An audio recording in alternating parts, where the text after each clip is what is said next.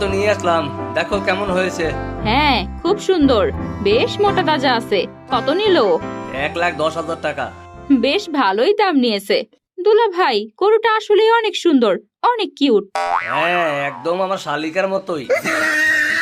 জি দুলা ভাই, এটা কি বললেন? আবু দেখো না, দুলা ভাই কি বলছে। আমি আর কি বলবো।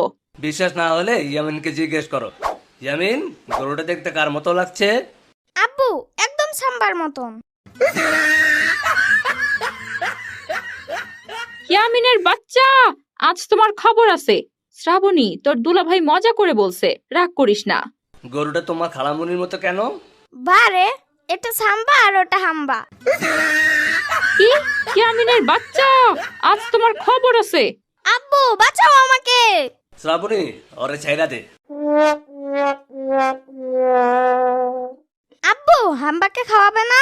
হ্যাঁ খাওয়াবো, আমি ওর জন্য বসি আর খড় আনতে যাচ্ছি।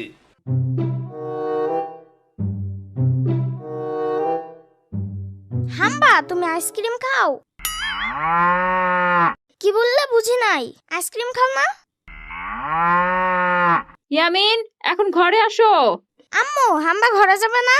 না, ও ওখানেই থাকবে, তুমি ঘরে আসো। আমি ওর সাথে থাকি আম্মু। পরে আবার এসো, এখন চলো, তোমাকে গোসল করতে হবে, খেতে হবে। আচ্ছা তুমি যাও, আমি আসছি। হাম্বা তুমি এখানে থাকো, তুমি ভয় পেও না, আমি যাব আর আসবো।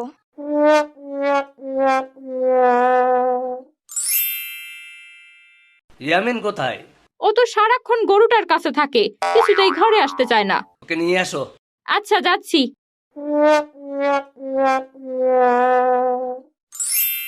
হাম্বা তুমি 4 পায়ে হাঁটো কেন? 2 পায়ে হাঁটতে পারো না? এই দেখো আমি 2 পায়ে হাঁটি।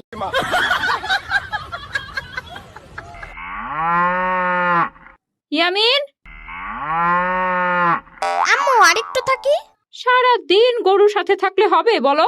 কালকে তো ঈদ, কালকে তোমার গরুটার কোরবানি হবে। না আমি ওকে কোথাও যেতে দেব না, হাম্বা আমার কাছেই থাকবে। অনেক হয়েছে, এবার ঘরে চলো। আমি যাব না, তুমি যাও। দাঁড়াও, তোমার বাবাকে জানাচ্ছি। হাম্বা আমি তোমাকে কোথাও যেতে দেব না। তোমার ছেলে কিছুতেই ঘরে আসতে চাচ্ছে না, সারাক্ষণ গরুটার সাথে থাকে। থাক, আর একটু থাক, আমি পরে বুঝিয়ে নিয়ে আসবো। হাম্বা এখন রাত হয়েছে, তুমি ঘুমাও, আমিও ঘুমাতে যাচ্ছি।